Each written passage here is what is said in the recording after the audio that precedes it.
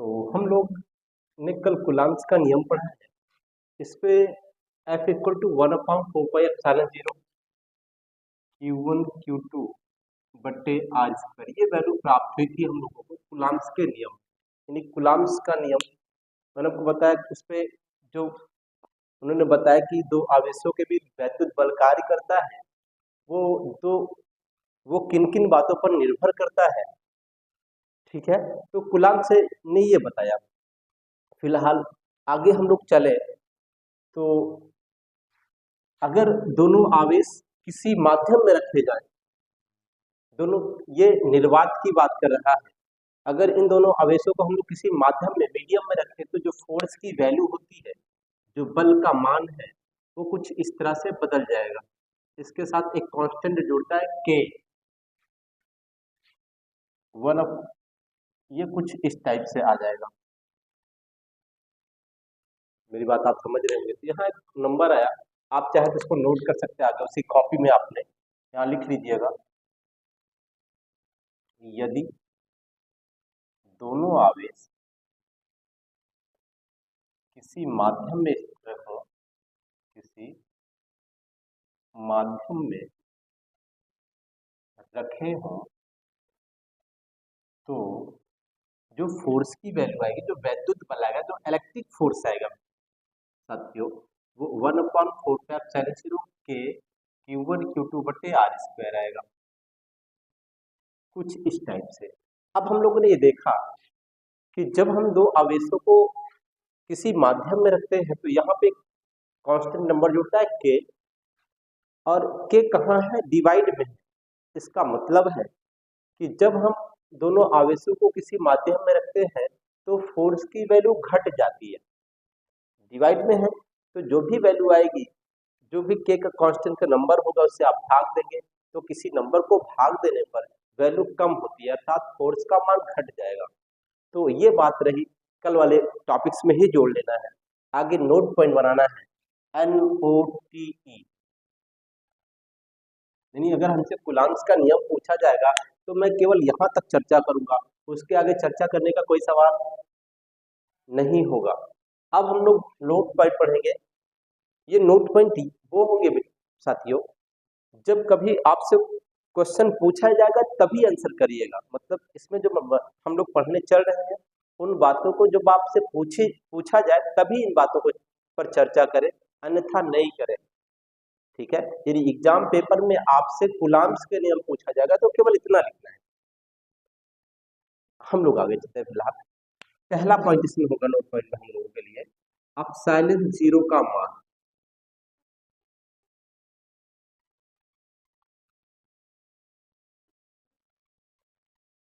Epsilon zero निर्वात की वैद्युतशीलता होती है।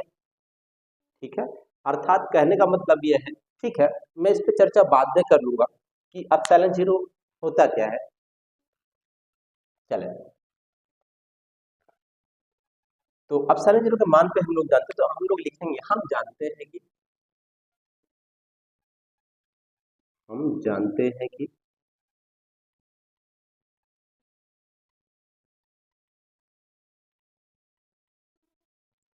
हम जानते हैं कि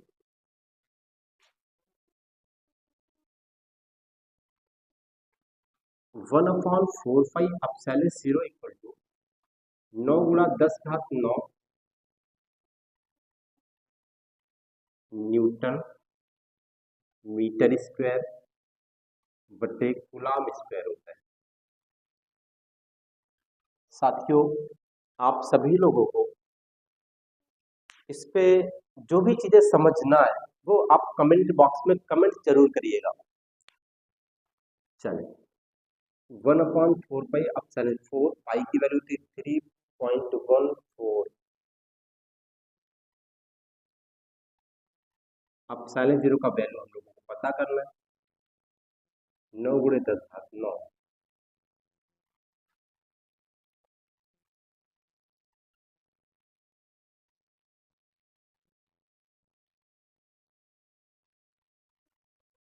इसको मिटा लूं, चलिए इसको मिटा दे तो कोई मतलब नहीं, मैं वैल्यू निकाल रहा हूँ, अभी मात्रा की चर्चा बाद में कर लेंगे। देखें, एप्सिलॉन 0 का मान निकालना है। अब जो चीजें यहाँ पे भाग में है इसके साथ गुणा में चली जाएंगी, तो ये हो गई 9 गुणा 10 घात 9, 4 गुणा 3.14, कुछ इस तरह से आएंगे। 1/एप्सिलॉन 0, नीचे एप्सिलॉन 0 बचा, ये भाग से इधर जाएंगी तो गुणा में चली जाएंगी। अब एप्सिलॉन 0 की वैल्यू चाहिए, बट्टे में है, इसको ऊपर लेके मल्टीपल में लेके आना है। ठीक है, तो अगर मल्टीपल में लेके आएंगे तो हम लोगों के पास, आपके पास नीचे जगह होगी वहीं लिखिएगा, कोई दिक्कत की बात नहीं है। मैं इधर लिखता हूँ, एप्सिलॉन 0 इक्वल टू हो जाएगा आपका सब बट्टे में 9 गुणा 10 घात 9, 3.14, नहीं कुछ और है, 4 है पहले, फिर 3.14, एप्सिलॉन 0, 9 चौके 36, 3.14 गुणा, ये ऊपर जाएगा 10 घात 9 तो -9 हो जाएगी। इसको हल करने पर हम लोग को जो वैल्यू मिलती है वो 8.85 × 10 घात -12। जब इसको हम भाग से गुणा में लेके आए तो इसकी यूनिट इस तरह से कुछ बदलती है, ये दिखा था मैंने आप लोगों के लिए, न्यूटन मीटर स्क्वायर बटा कूलम स्क्वायर, तो ये उल्टा हो जाती है। ठीक है, क्योंकि ये बटे में रहता है, जब इसको उल्टा करेंगे मतलब इसको हमने उलट दिया होगा, 1/एप्सिलॉन 0 है, उल्टा के तो एप्सिलॉन 0 बटे 1 हो गया, तो ये भी उलट गए होंगे सारे। इसकी वैल्यू हो जाती है हम लोगों की, अगर यूनिट लिखी जाए तो कूलम स्क्वायर बटे न्यूटन मीटर स्क्वायर, ये हम लोगों की एप्सिलॉन 0 की वैल्यू हो गई।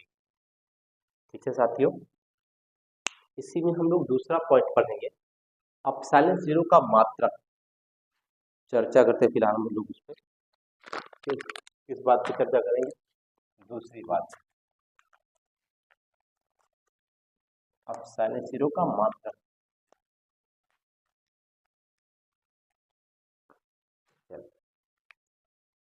या एप्सिलॉन 0 का विमीय सूत्र, इसी में चर्चा करेंगे, मात्रक और विमीय सूत्र। दूसरी बात, एप्सिलॉन 0 का मात्रक एसआई पद्धति में व विमीय सूत्र।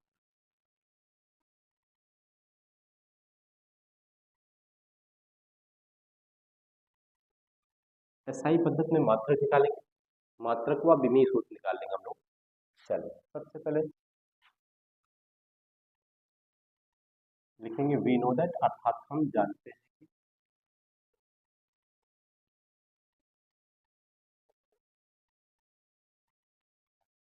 1/4π/0 इज इक्वल टू, अगर मात्रक की बात करें तो इसका जो मात्रक होता है न्यूटन मीटर स्क्वायर बटा कूलम स्क्वायर, कुल मिला के ये मात्रक।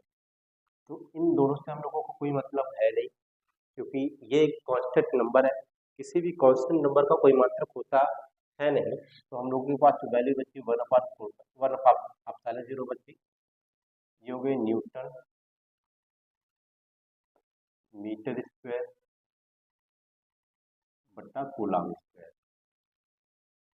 अब एप्सिलॉन 0 बराबर हो जाएगी, उल्टा कर लो तो कूलम स्क्वायर बटे न्यूटन मीटर स्क्वायर, ये तो आपकी यूनिट हो गई।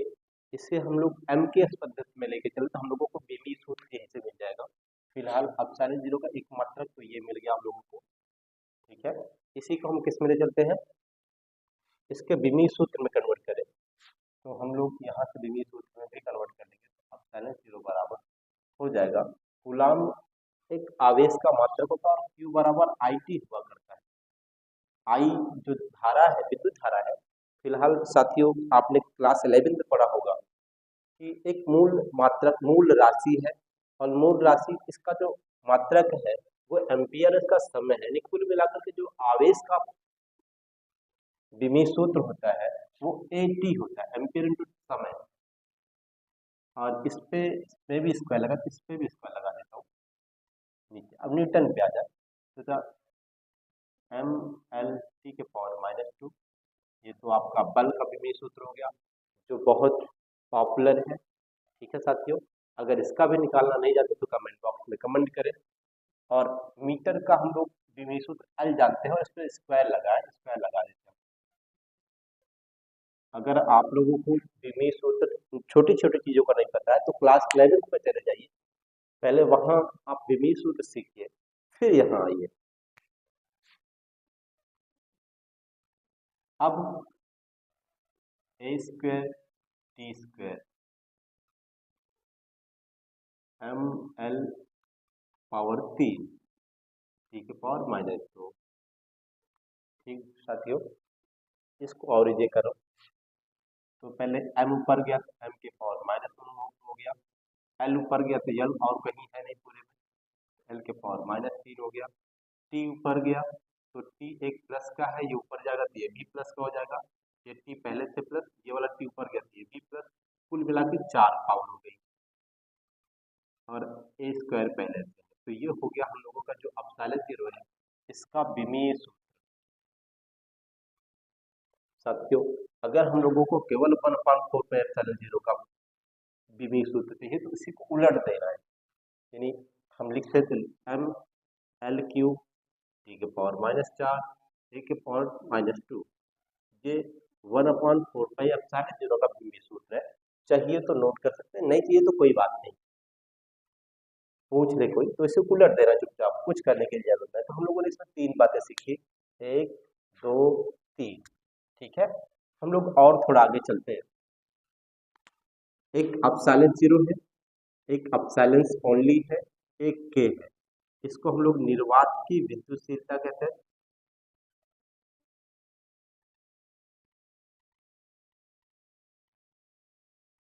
इसे हम लोग किसी माध्यम की विद्युतशीलता कहते हैं।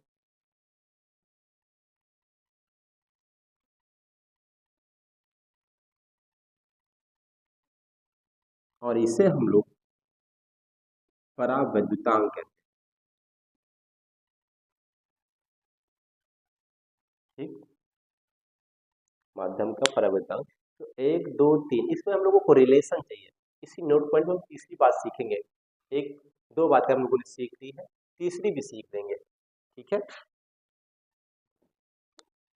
चले साथियों देखते हैं हम लोग तीसरी बात इसी नोट पॉइंट में, बहुत छोटी सी है, बहुत बड़ी है नहीं।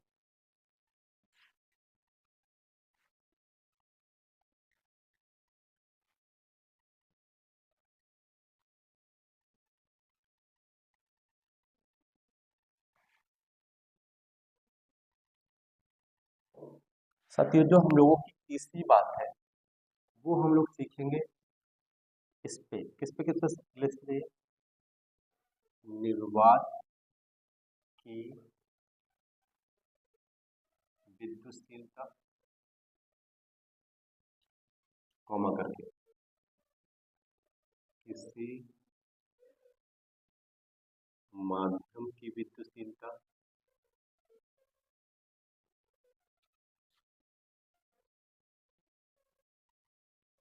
तथा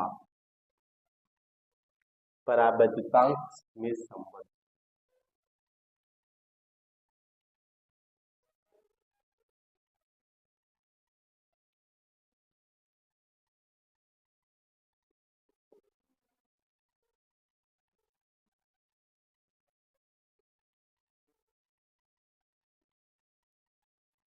ठीक है साथियों, तो तीनों में रिलेशन में डायरेक्ट लिख देता हूँ, कुछ करने की जरूरत नहीं है। आप लिखेंगे के बराबर एप्सिलॉन बट्टे एप्सिलॉन, इसको डिब्बे में बंद रखेंगे। कुछ फॉर्म, ये फॉर्मूला है, कुछ सवाल लगाने की काम आएगी, बस बात खत्म। ठीक है, कहाँ से आया कैसे आया बहुत चक्कर में आप लोगों को पढ़ना बिल्कुल नहीं है। ठीक, चले हम लोग जो नेक्स्ट टॉपिक्स पढ़ेंगे वो हम लोगों का है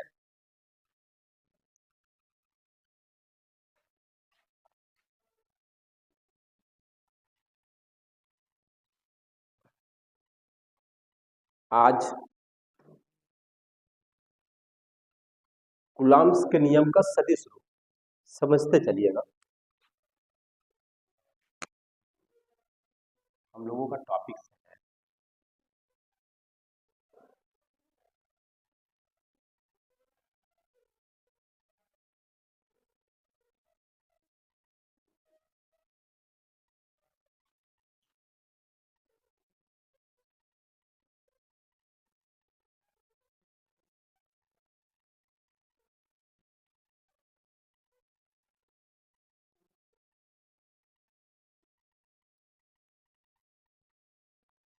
कूलॉम्स के नियम का सदिश रूप।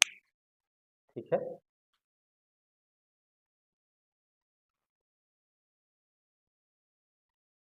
तो हम लोग इसे अंग्रेजी में लिखना चाहते, लिख देता हूँ मैं आप लोगों को।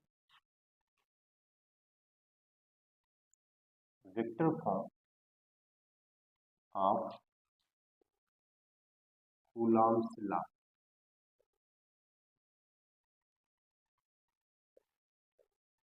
Vector forms of Coulomb's law. देखिए साथियों, सबसे पहले मैं एक चित्र ड्रॉ करता हूँ। जैसा मैं चित्र बनाऊंगा वैसा आपको उसको बाकायदा पेंसिल से बनानी है। मैं आपको दिख रहा होगा कि चित्र को कॉपी के बाएं साइड, मतलब बोर्ड के बाएं साइड पे करने का प्रयास करो। सेम आपको भी करना है। आपके पास दो चार्ज हैं, ये एक Q1 है, एक Q2 है, और इनके स्थित सदिश, एक का स्थित सदिश वेक्टर R1 है, एक का स्थित सदिश वेक्टर R2 है। फिलहाल समझने का प्रयास करिए, बहुत आसान समझाने का प्रयास करूंगा। वेक्टर R2 है, इस लाइन को हम लोग जोड़ लेते हैं। अब Q1 पर जो फोर्स काम करेगा किसकी वजह से, Q2 की वजह से, उसको कहेंगे वेक्टर 1 2, वेक्टर F12। मतलब कहने का ये है, जिस पे लग रहा है 1 पे लग रहा है 2 के कारण, ठीक है, इस पे जो काम करेगा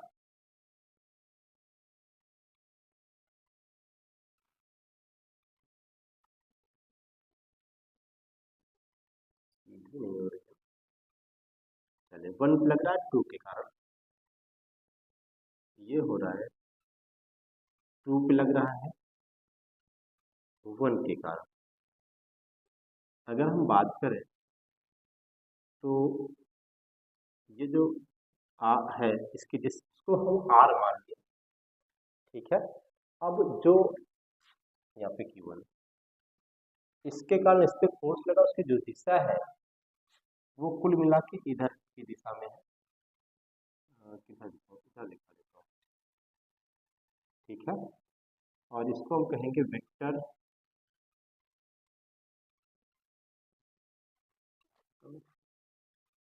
वेक्टर 1 पे लग रहा है 2 के कारण,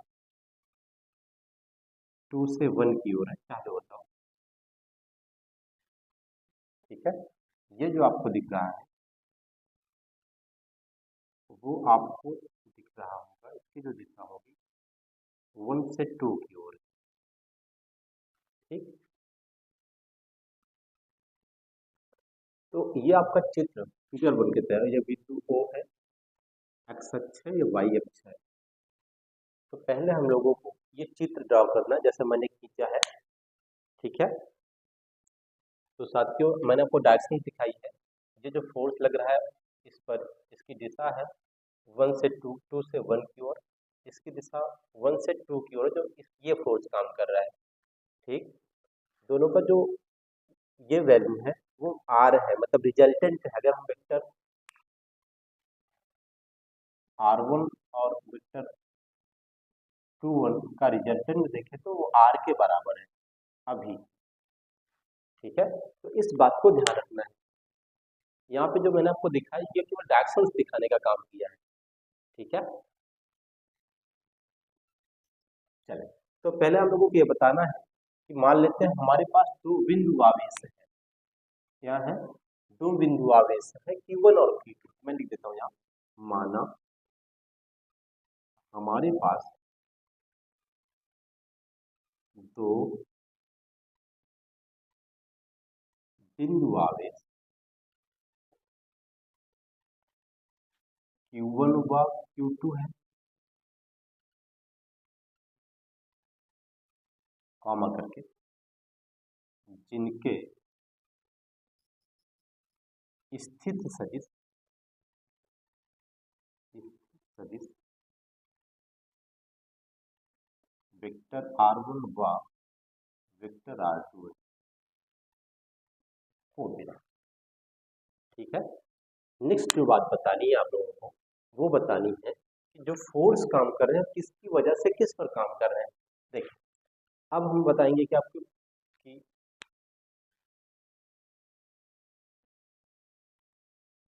आवेश Q1 पर Q2 के कारण लगने वाला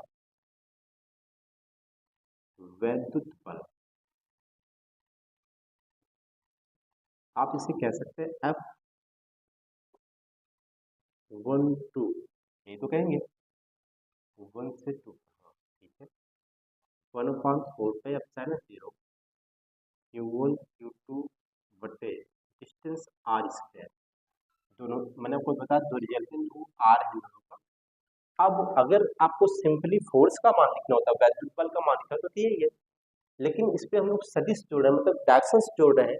तो डायरेक्शन जोड़ने के लिए हम लोग दो जैसा इसमें दिखाए हैं, इसकी वजह से डायरेक्शंस आपको ये दिख रही होगी, तो आप यहाँ लिखिए वेक्टर इस तरह से कुछ। ठीक है, इसको और इजी किया जाए तो वेक्टर 1/4πε0 Q1 Q2 बटा r²। यहाँ समझिएगा जो ये है यानी एकांक सदिश है, उसको हम कहते हैं vector A upon mod of vector. ठीक है, तो इसको भी हम लिखेंगे vector 21 is equal upon mod of vector 21, mod of vector 21। ठीक है, आप चाहे तो लिखते चूंकि हम जानते हैं कि वेक्टर ए की वैल्यू होती है vector A upon mod of vector है, यानी हम चाहे तो यहाँ लिखते 21 is equal to vector 21 upon mod of vector 21। ठीक है साथियों, तो अब जो इसकी वैल्यू है मैंने आपको इससे पहले ही लिख के दिखाया कि वो किसके बराबर है, वो लगभग आर के बराबर है। इसका रिजल्टेंट परिणाम तो लिखा ना, परिणाम इसका रिजल्टेंट आर के बराबर, तो ये क्या बन जाएगा, आर बन गया। अगर ये आर बना लिखते 1/4πε0 Q1 Q2 बटे R³ बन गया इंटू 21। ठीक है, ये इक्वेशन सेट हो गई। ठीक, पहली बात हुई हम लोगों की ये। अब हम आगे चलते हैं, आप चाहे तो यहाँ लिख लें चूंकि, थोड़े कोई बात नहीं, चूंकि लिख दे वेक्टर 21 का मान आर के बराबर। ठीक, इसे इक्वेशन ऑफ स्टार दीजिए, कोई दिक्कत की बात नहीं। अब एक इक्वेशन तो ये बनी, दूसरी हम लोगों को बतानी है आवेश Q2 के कारण Q1 पर लगने वाला वैद्युत बल वो हो जाएगी, इस पर लग रहा है इसकी वजह से, तो यहाँ पे आपको दिखाया गया ये वाला फोर्स, ये हो जाएगा 2F1 is equal to 1/4πε0 Q1 Q2 बटे कितना हो गया